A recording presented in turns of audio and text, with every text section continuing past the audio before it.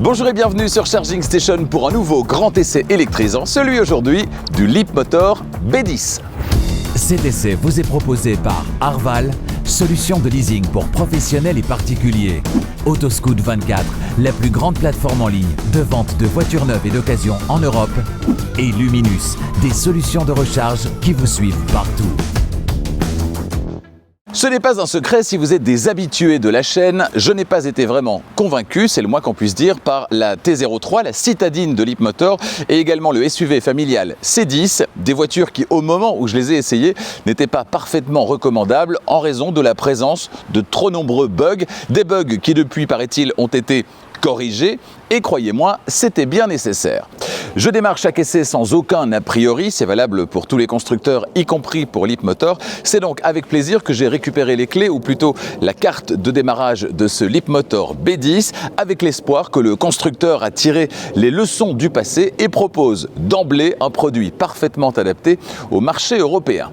Ergonomie, performance, équipement, confort, quelles sont les qualités mais également les défauts de ce Leapmotor B10? Eh bien pour le savoir, j'en ai pris le volant non pas pendant 2 heures ou une demi-journée au sud de l'Espagne ou au Portugal, non, ici pendant une semaine complète dans mes trajets du quotidien.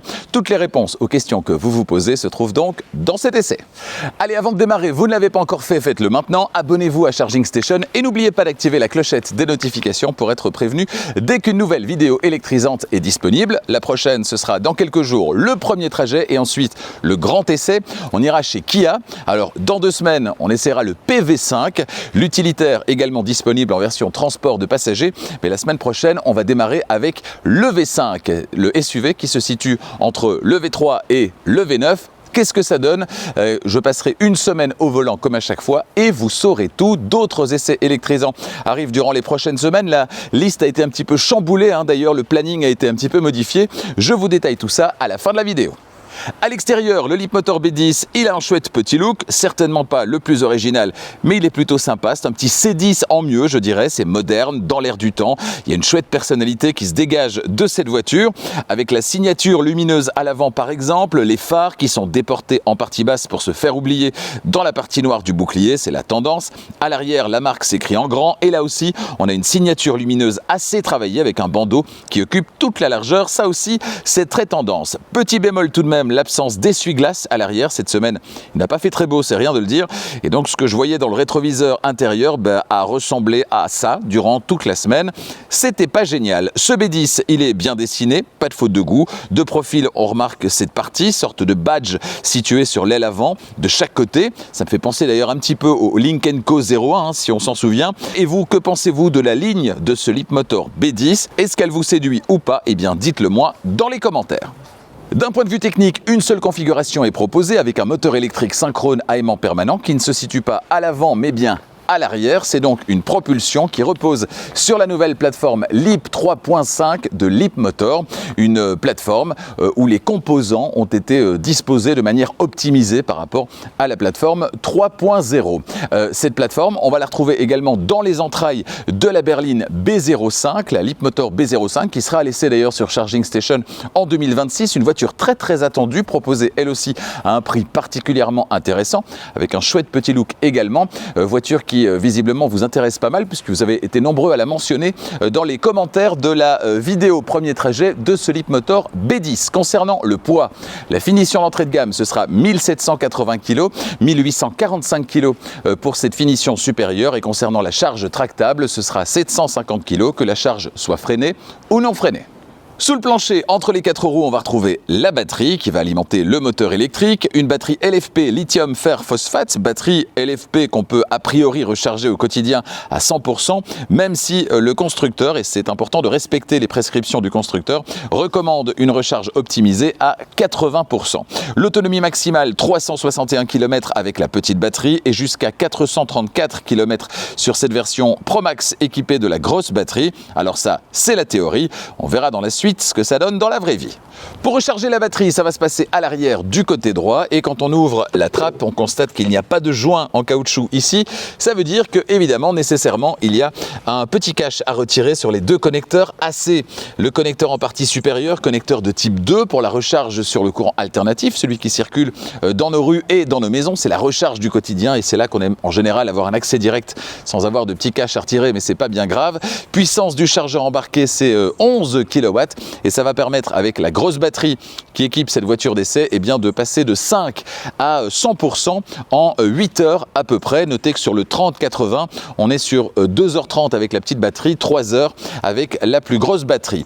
Pour la recharge sur le courant continu, cette fois, eh bien, on retire le petit cache DC, on a la somme des deux connecteurs, recharge sur le courant continu. Pour cette voiture, eh bien, le constructeur annonce 20 minutes, alors ça peut paraître très court, mais c'est 20 minutes pour passer de 30 à 80%. En général, on communique sur le 10-80, éventuellement sur le 20-80. Bon, 30-80, en général, on se dit, ça cache quelque chose. Alors, le 10-80, il est donné pour 26 minutes, ce qui n'est pas honteux non plus. Qu'en est-il dans la vraie vie? Eh bien là, j'ai eu une petite surprise cette semaine et elle a été plutôt bonne. Regardez. Démarrage de la recharge à 15h, vous le voyez, ça va être facile pour calculer. Le 10-80%, c'est 26 minutes, ce sont les chiffres officiels. Et le 30-80%, c'est 20 minutes. Alors après un petit peu moins de 6 minutes, on vient de passer les 30%. On est déjà à 32-33% maintenant. Donc pour l'instant, on est plutôt dans les clous. Alors, je voulais vous permettre de jeter un petit coup d'œil du côté de la courbe de recharge. Bande de petits fétichistes, je sais que vous aimez ça, mais je viens de réaliser que la borne en fait à laquelle je suis raccordé ne propose pas de courbe de recharge, donc c'est un petit peu loupé. Tout ce que je peux vous dire, c'est qu'on est sur la puissance maximale acceptée par la voiture, donc ça a l'air de bien débiter là, et pour cause, hein, il est 15h11, la voiture m'annonce encore 15 minutes, ça voudrait dire 15h26 a priori, donc on serait totalement dans les clous et on aurait juste une petite minute de plus concernant le 30-80 qui serait donc pas en 20 mais en 21 minutes. Enfin bon, ça reste très proche de la valeur qui est revendiquée par le constructeur. Donc jusque là, j'ai envie de dire, tout se passe bien, 56%. On est pas mal. Oula, ça vient de tomber à 10 minutes. Donc ça veut dire que là, encore 10 minutes. Alors si elle passe de 5 en 5, évidemment, c'est beaucoup moins précis. Mais ça veut dire que là, limite à 22. À 22, ça pourrait être rechargé. Oh là là, le suspense. Le suspense est insoutenable. Voilà, charge terminée, 80%, il est 15h21. Ça veut dire que les résultats sont meilleurs. Alors, 15h22 maintenant. Allez, on va être honnête, on va prendre 15h22. 15h22, ça veut dire que les résultats, même en prenant 15h22, sont bien meilleurs que ce qui est prévu par le constructeur, puisque le constructeur prévoit 26 minutes pour passer de 10 à 80%. On vient de le faire, vous l'avez vu, en 22 minutes. Et 20 minutes pour passer de 30 à 80%. Et le 30-80, en l'occurrence ici, on fait 22-5. Eh bien, on l'a atteint en 17 minutes. Donc 17 au lieu de 20 et 22 au lieu de 26. Franchement, je suis assez impressionné. Bravo Leapmotor. Voilà donc une belle performance de recharge. Bravo le B10, je ne m'en suis pas encore tout à fait remis. Notez que concernant la recharge toujours, eh bien ce véhicule est compatible V2L, c'est-à-dire la recharge inversée.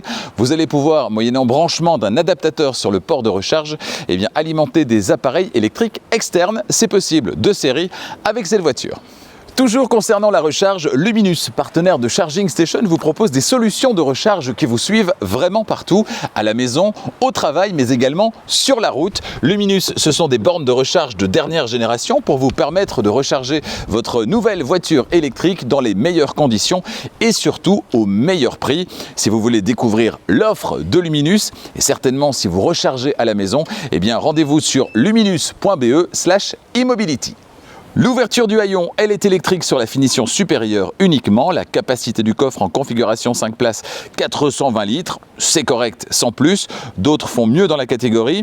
On le voit, les montants à gauche et à droite sont assez massifs et donc la largeur disponible, elle n'est pas énorme, c'est dommage. Banquette arrière complètement rabattue. Le volume disponible passe à 1300 litres et parmi les aspects pratiques, on va retrouver une banquette arrière fractionnable 60-40. Un petit crochet de chaque côté, toujours pratique pour éviter que les sacs de course se vident dans le coffre, un éclairage à droite, un plancher de coffre également qu'on peut mettre en position basse pour gagner en hauteur de chargement et pour ranger le câble de recharge, vous pourrez le faire comme ici sous le plancher du coffre que vous placerez en position haute évidemment ou bien dans le frunk, le coffre avant qui n'est pas énorme mais qui est toujours le bienvenu. Vous avez des enfants, des grands adolescents et vous cherchez un SUV compact avec de la place à l'arrière. Ne cherchez plus, vous l'avez trouvé, ce Leapmotor B10 est quand même très étonnant au niveau de son espace intérieur. Alors ok, le coffre n'est pas le plus grand de la catégorie, mais en l'occurrence, eh bien, l'espace il se trouve ici à l'arrière. Et si vous avez des grands enfants ou vous transportez régulièrement des adultes, eh bien là, ça fera clairement l'affaire et bien plus que ça encore. Avec ici beaucoup de place au niveau des genoux, vous le voyez, énormément de place au niveau des pieds.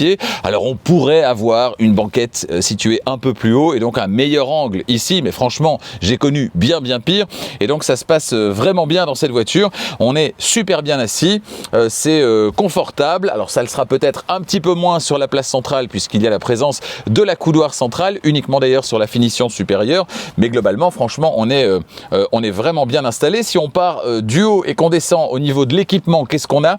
Eh bien, on a ce toit vitré 1,8 mètres carrés de série sur les deux finitions. Ce grand toit vitré qui n'est pas ouvrant mais qui amène énormément de lumière.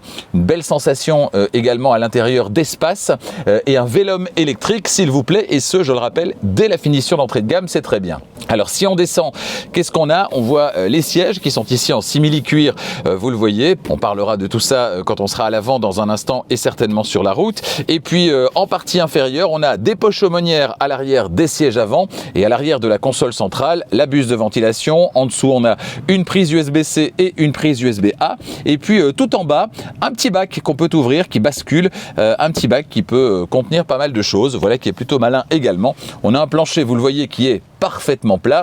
Bref, pas mal de très bons points, de points très positifs à l'arrière sur cette voiture. Signalons également qu'on a 3 poignées de maintien et qu'à l'arrière on a en plus un petit crochet histoire de suspendre une veste par exemple. Bref, on est plutôt pas mal. L'intérieur du B10, il est pour le moins épuré. La partie devant le passager fait un petit peu penser à la calandre du Smart #5. C'est la petite touche d'originalité. Ça fait un petit peu baroudeur, c'est sympa. Pour le reste, on a fait dans le minimalisme. Un écran derrière le volant, un autre au centre de la planche de bord, des rangements, de la connectique et tout de même de quoi ouvrir les vitres électriques sur les portières. C'est tout. Les matériaux visuellement présentent globalement bien, avec pas mal de plastique dur, mais pas de plastique noir brillant. Vous savez que je déteste ça. Et puis aussi des parties moussées. Globalement, c'est plutôt bien, mais c'est tout de même un petit peu en dessous, je trouve, de la Firefly par exemple, et certainement de la finition supérieure de la Firefly avec sa suédine qui élève d'un bon cran la qualité perçue. Mais franchement, ici, c'est déjà vraiment bien. Rien à dire concernant les assemblages. C'est très bien construit. Il n'y a pas de petits bruits parasites, même sur route dégradée. Et vous, que pensez-vous de cet intérieur ? Eh bien, dites-le moi dans les commentaires. La description du tableau de bord, la portière conducteur en partie haute, on retrouve la poignée d'ouverture. En partie intermédiaire, les vitres électriques. Et puis en bas, enfin, le vide-poche de taille très correcte. On peut d'ailleurs glisser une grande bouteille d'1,5 litre verticalement. À gauche du volant sur le tableau de bord, rien du tout. Le volant est à réglage manuel. À gauche, on va retrouver le verrouillage centralisé, la touche personnalisable avec un simple clic et un double clic. Donc 2 fonctions possibles sur cette touche. Et puis la petite roulette qui va permettre le réglage de la vitesse quand on est en régulateur de vitesse adaptatif par exemple, ou encore le réglage des rétroviseurs extérieurs qui va se faire via les 2 petites roulettes et via donc l'écran d'infodivertissement. À droite, la commande vocale, la personnalisation de la partie de droite de l'écran instrument, on voit ça dans un instant, et puis le volume qui fait d'ailleurs apparaître le menu général des volumes. Si je règle le volume ici, vous voyez, on voit apparaître l'ensemble du menu volume, l'ensemble du menu son avec effets sonores et son. Voilà qui est assez pratique, qui évite de devoir aller systématiquement dans le système d'infodivertissement pour accéder à ce menu, c'est bien vu. Les commodos à gauche, les clignotants et les essuie-glaces, uniquement à l'avant, on l'a vu pour ce qui est des essuie-glaces. À droite, le sélecteur de vitesse, pas de palette derrière le volant, l'écran instrument ensuite d'une diagonale de 8,8 pouces et dont la partie de droite est personnalisable via la petite touche sur le volant en partie de droite ici. Alors ici, on est sur la navigation, petit rappel de la navigation. On peut aller sur le média en cours de lecture, également sur les données de conduite, trajet total ici et puis depuis le démarrage, et ainsi que les données depuis la dernière charge. Voilà. Et on revient sur la navigation en cours. Ensuite, pas d'affichage tête haute. Au centre de la planche de bord, le deuxième écran positionné de manière horizontale. L'écran d'infodivertissement de 14,6 pouces de diagonale. C'est déjà un écran de belle taille, j'y reviens dans un instant. Sous l'écran, les deux ouïes centrales de la ventilation et plus bas, un bac de rangement ouvert avec un fond antidérapant qui accueille les deux porte-gobelets qui sont repliables. On a également une prise 12 volts, une prise USB-A et une prise USB-C. C'est complet et de série dès la finition d'entrée de gamme. Plus en arrière, en partie haute, un espace pour deux smartphones avec recharge par induction sur la partie de gauche uniquement, une recharge qui n'est pas ventilée malheureusement. Et puis sous la coudoir centrale, un espace de rangement pas très grand mais toujours le bienvenu et avec un fond amovible en caoutchouc antidérapant, voilà qui est pratique et certainement pour pouvoir le nettoyer. La boîte à gants enfin, elle est de contenance correcte, très profonde mais n'est pas non plus recouverte de feutrine. Allez, avant de prendre la route et que je vous livre mes impressions après une semaine au volant de cette voiture, on va s'intéresser au système d'infodivertissement. Alors, système d'infodivertissement qui, au début de l'année, proposera une mise à jour qui permettra d'obtenir Apple CarPlay et Android Auto. C'est pas encore le cas pour l'instant, mais ça arrive.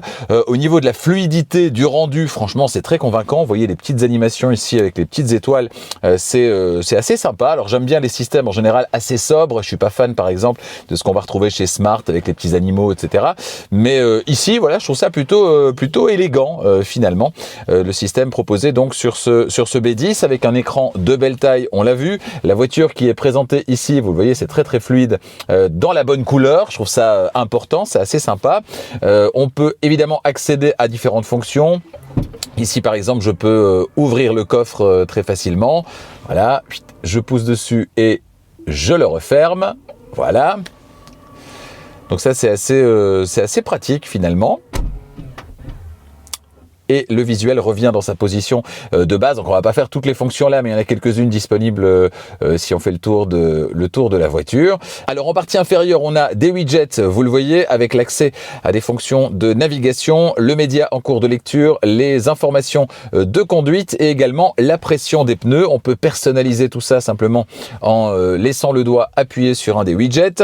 En partie supérieure, on a l'heure, l'état de la batterie, le pourcentage de batterie, alors que dans l'écran instrument, on a le kilométrage possible avec le niveau de batterie actuel, le verrouillage, l'état du verrouillage centralisé, la recharge du téléphone et également ici la possibilité de voir les images des caméras, le système de caméra à 360 degrés que je vous détaillerai dans un instant. À droite, le volant chauffant, il est activé là pour l'instant, ça fait plaisir, il fait un peu frais dehors.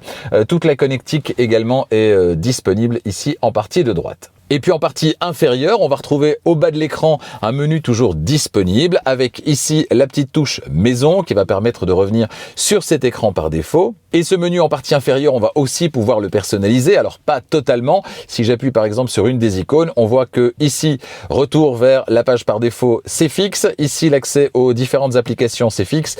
Et ici, l'accès aux réglages, c'est fixe également. Par contre, au niveau des applications, on peut en retirer, en ajouter. On a 3 espaces qui sont disponibles ici. Si je continue, à droite, on a là des fonctions disponibles, des commandes. On peut également décider d'ajouter des commandes, de retirer des commandes. Voilà comment moi je l'ai réglé, mais vous pourrez avoir d'autres priorités. Donc, les applications ici. Également les réglages ici, vous voyez que tout ça est extrêmement fluide.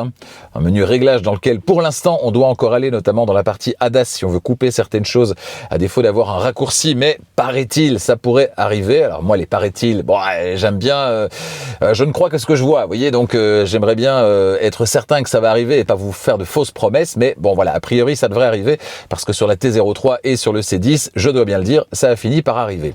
Ensuite on a la navigation, on ira y faire un petit tour dans un instant. Notez que d'ailleurs vous pouvez ici au niveau de l'écran, vous voyez, avoir un split screen pour avoir toujours les infos de base ici avec un petit widget qui est disponible et on peut switcher entre les widgets comme ça.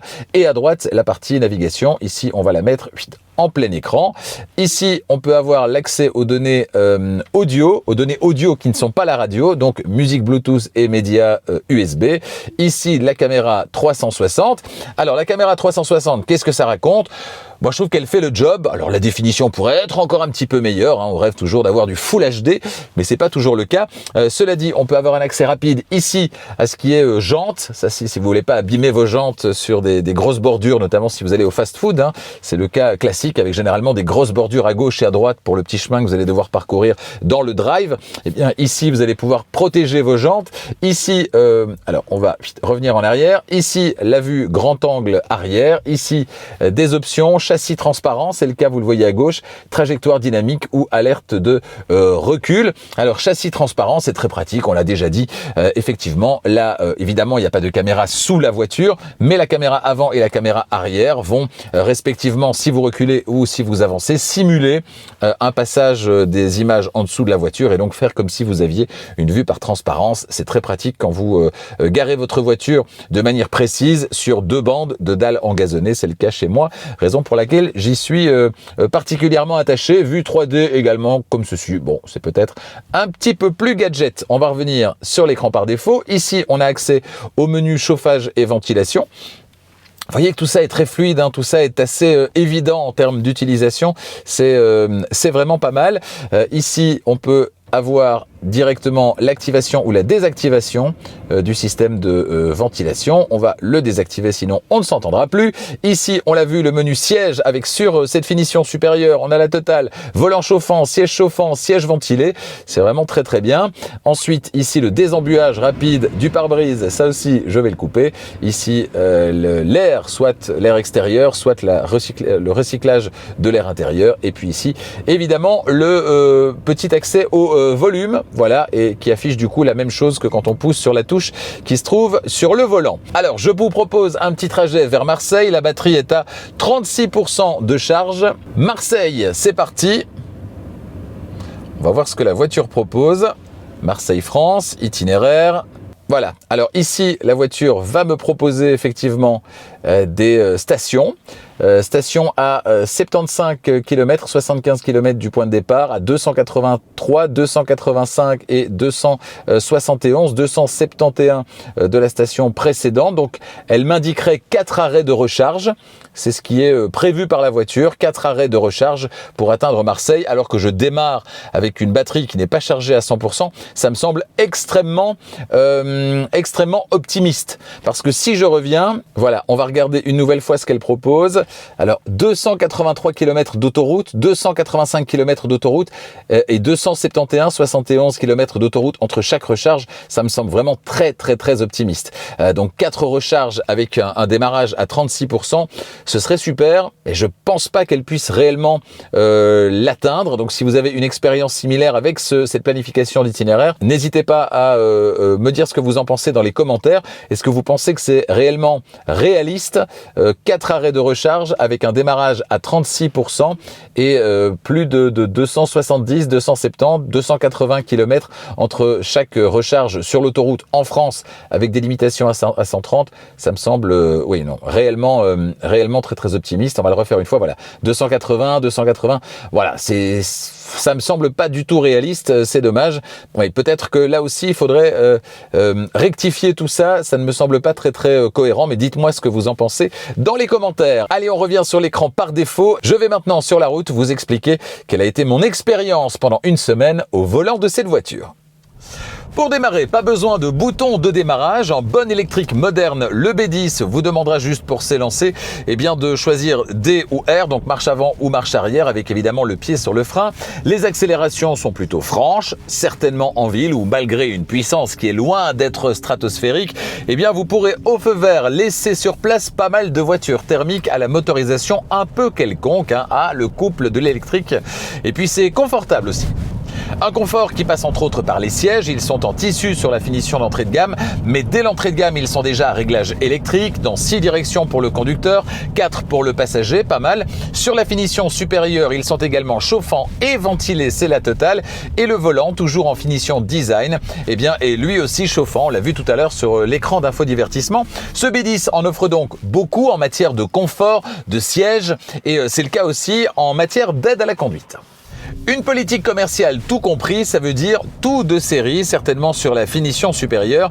Et en matière d'aide à la conduite, ce B10 propose donc tout ce qu'on est en droit d'attendre dans une voiture en 2025. Mais est-ce que tout ça fonctionne correctement? On sait que sur les véhicules chinois, c'est parfois un petit peu compliqué de s'adapter aux normes européennes, aux spécificités du réseau routier européen, avec des systèmes qui sont généralement tous présents, mais pas toujours bien calibrés. Ici, on dirait qu'il y a du bon et du moins bon en matière d'aide à la conduite. Du bon avec l'alerte d'attention par exemple, qui ne vous rappelle pas à l'ordre au moindre battement de cils. C'est rare sur une chinoise. Et en plus, l'alerte quand elle se fait entendre, toujours donc à bon escient, elle est plutôt discrète. Par contre, l'alerte de franchissement de ligne et l'alerte d'urgence de sortie de voie, elles sont clairement mal calibrées. Elles interviennent en permanence, à tout bout de champ, c'est pénible. Et donc vous avez naturellement plutôt tendance à vouloir les couper, ce qui n'est pas le but évidemment à la base. Donc là, il y a encore un petit peu de travail, de fine-tuning comme on dit. La conduite assistée est également présente dans cette voiture. Donc je rappelle, combinaison régulateur de vitesse adaptatif avec centrage sur la voie de circulation. Globalement, son fonctionnement, je dirais, est plutôt fluide, même si on aimerait qu'elle se maintienne un petit peu plus en évitant les petits coups de volant. C'est vrai qu'elle a tendance à produire des petits coups de volant. Je vais l'activer. Elle n'est pas assez stable sur sa route, même si la voiture en elle-même est stable. Vous voyez, le volant bouge assez, il y a des micro-corrections comme ça. La manœuvre de dépassement également n'anticipe pas l'accélération. Donc quand vous mettez le clignotant sur la plupart des voitures, eh bien la voiture va anticiper le fait de réaccélérer. Ici, il faut attendre d'être complètement sur l'autre voie, la voie de gauche si vous dépassez, pour que la voiture commence à réaccélérer, ce qui n'est pas très naturel. Concernant la conduite, vous allez pouvoir choisir entre les modes confort, standard et sport. Je vous fais pas un dessin, c'est assez clair. Vous pouvez également agir sur la direction, confort, standard et sport, donc légère, moyenne ou plus dure. Alors, cette voiture, c'est tout sauf une voiture plaisir dans le sens pilotage du terme. Le plaisir, il est bien là, mais il est ailleurs.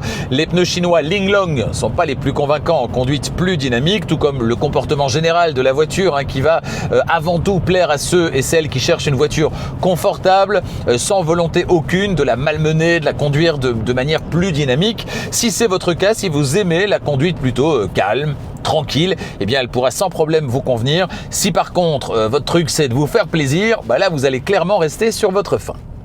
La gestion des bruits aérodynamiques et de roulement, elle est globalement bonne dans cette voiture. On est dans une bonne moyenne. Il y a des voitures plus silencieuses que celle-ci, mais il y en a aussi pas mal d'ailleurs qui sont bien plus bruyantes, bruit aérodynamique ou bruit de roulement. De quoi profiter de l'installation 7.1 à 6 haut-parleurs en entrée de gamme, 12 sur la finition supérieure et le résultat est assez convaincant avec pas mal de petits réglages disponibles qui devraient permettre à chacun de trouver son ambiance sonore idéale. La diffusion de la radio en numérique DAB+, fonctionne bien également, ce qui n'est pas toujours le cas sur les véhicules chinois. Le seul couac, et c'est une remarque plus globale, c'est que le réveil du système d'infodivertissement, il est plutôt lent. Si vous pensez pouvoir vous installer au volant et directement changer de radio, démarrer, mettre Apple CarPlay ou Android Auto quand ce sera disponible, non, ça va pas être possible, ça va pas être immédiat. Il faut le temps que tout ça se réveille et ça prend un petit peu trop de temps, je trouve. C'est un peu dommage. Le diamètre de braquage du B10, c'est 10,7 mètres, une valeur qui va permettre de circuler sans trop se poser de questions dans les espaces exigus, en ville, dans les parkings. Le système de caméra à 360 degrés, il est plutôt efficace et la vue par transparence, on l'a vu, elle est vraiment pratique. Bref, rien à signaler, ce B10 remplit bien son rôle de SUV urbain sur le plan de la maniabilité. 3 niveaux de récupération de l'énergie sont proposés, mais même en activant le niveau le plus élevé de récupération et donc le ralentissement le plus appuyé au lever de pied de l'accélérateur, eh bien le ralentissement manque de mordant. On ne va dans tous les cas pas jusqu'à l'arrêt complet, c'est dommage.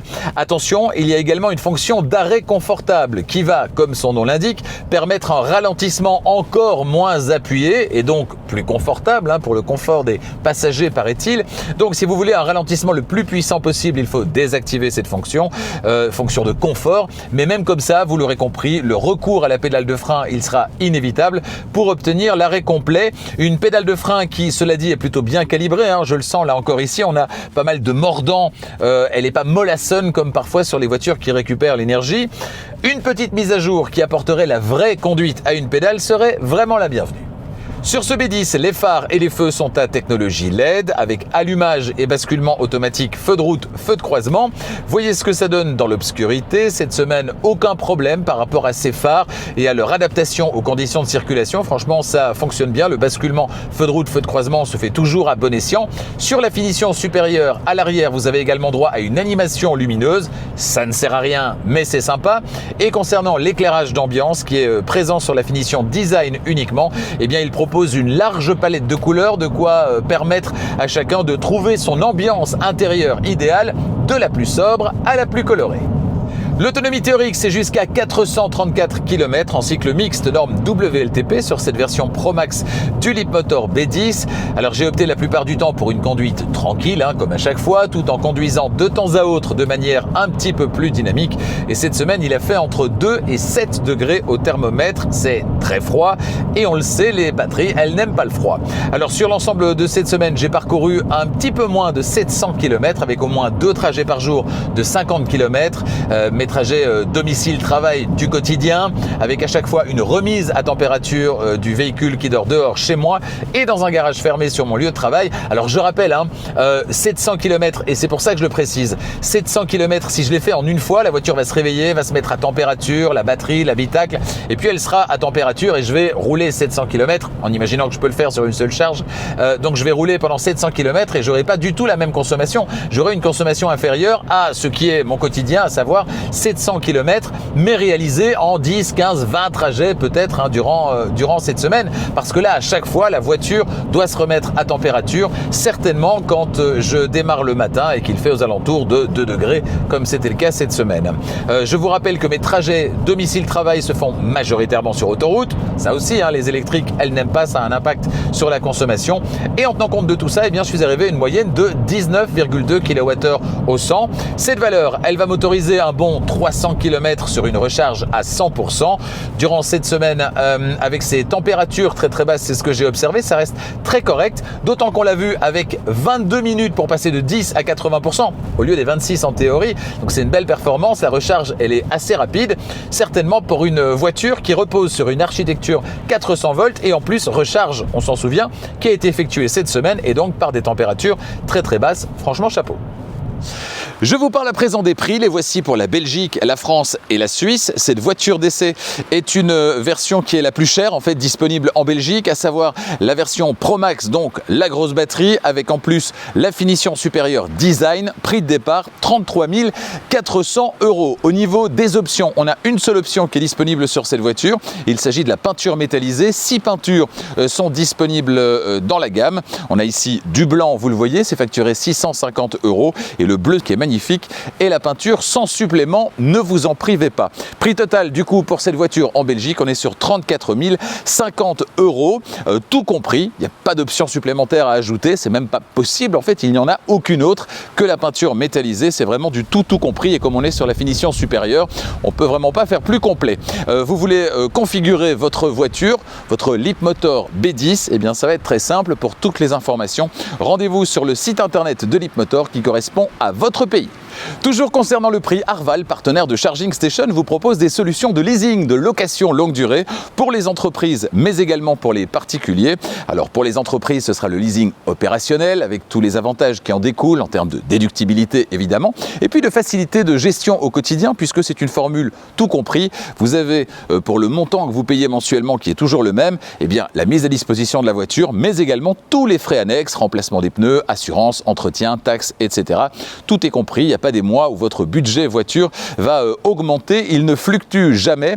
Vous devez juste rajouter le carburant, l'électricité en l'occurrence ici, tout le reste est compris. Cet avantage s'applique également aux particuliers dans le cadre de la formule de Private Lease. Vous payez pendant toute la durée du contrat le même montant et tout est compris. À la fin du contrat, vous rendez la voiture et les clés, vous n'avez à vous soucier de rien et certainement pas de la valeur résiduelle de la voiture, de combien vaudra la voiture dans 3 ans, 4 ans ou 5 ans. Ce n'est donc pas vous qui prenez le risque de cette valeur résiduelle, c'est la société de leasing. Si vous voulez obtenir une offre pour cette voiture ou n'importe quelle autre, contactez Arval via le site internet d'Arval qui correspond à votre pays. Votre prochaine voiture, vous la voulez tout de suite ou peut-être en avez-vous besoin tout de suite pour des raisons professionnelles par exemple? Eh bien dans ce cas-là, rendez-vous sur Autoscout24, c'est la plus grande plateforme de vente de voitures en ligne en Europe. Et sur Autoscout24, plus de 100 000 voitures vous attendent actuellement. Elles sont là, elles vous attendent. Il suffit de rentrer vos critères dans le petit formulaire et vous recevez évidemment, grâce au moteur de recherche puissant d'Autoscout24, eh bien vous recevez en retour une liste de véhicules qui correspondent à vos critères. Plus vous rentrez de critères, plus vous aurez une liste restreinte et donc précise. Rendez-vous donc sur le site internet d'Autoscout24 où vous retrouvez également une partie qui est entièrement dédiée à la mobilité électrique avec un calculateur d'autonomie, un calculateur de temps de recharge également. Et puis sur Autoscout24, toujours le site internet, eh bien vous pouvez faire reprendre également votre véhicule actuel en rentrant là aussi ses caractéristiques dans le petit formulaire et vous recevez en retour une offre de reprise. Autoscout24, c'est également l'application Autoscout24 qui vous permet d'avoir au creux de votre main, dans votre poche, eh bien, toute la puissance de recherche du moteur de recherche d'Autoscout24, mais simplement sur votre smartphone. Alors l'application Autoscout24, elle est disponible sur l'App Store si vous avez un téléphone Apple, sur le Play Store si vous avez un téléphone qui tourne sous Google. Elle est entièrement gratuite, je le disais, et vous trouverez donc votre prochaine voiture peut-être via l'application ou le site internet d'Autoscout24, autoscout24.be, c'est pour la Belgique, autoscout24.fr, c'est pour la France. En conclusion, on peut le dire, oui, ce Leapmotor B10 a de sacrés atouts, c'est une évidence. Son prix, ou plutôt son rapport prix-équipement est très intéressant, son rapport prix-prestation également. C'est une voiture plutôt ergonomique, confortable, performante et globalement très cohérente. Si vous êtes à la recherche d'un SUV urbain électrique facile à vivre et avec beaucoup de place à l'arrière, eh bien, il pourrait bien vous faire de l'œil, certainement quand la gestion des bips en tout genre aura été rendue plus intuitive via des raccourcis qui dispenseront d'aller systématiquement dans les menus pour les couper. L'alerte de franchissement de ligne et l'alerte d'urgence de sortie de voie doivent également être revues pour réagir de manière plus adéquate. Mais ça aussi, ça peut potentiellement se faire via une mise à jour OTA, c'est-à-dire sans passer par la case concessionnaire. Une fois ces adaptations effectuées, ce B10 pourrait très clairement se faire une bonne place au soleil. Ah, un petit détail, mais ça ne pourra pas être résolu via une mise à jour OTA. On aurait vraiment aimé un essuie-glace à l'arrière. A bientôt sur Charging Station pour d'autres essais électrisants. Le prochain, ce sera la semaine prochaine et la semaine suivante, on sera chez Kia.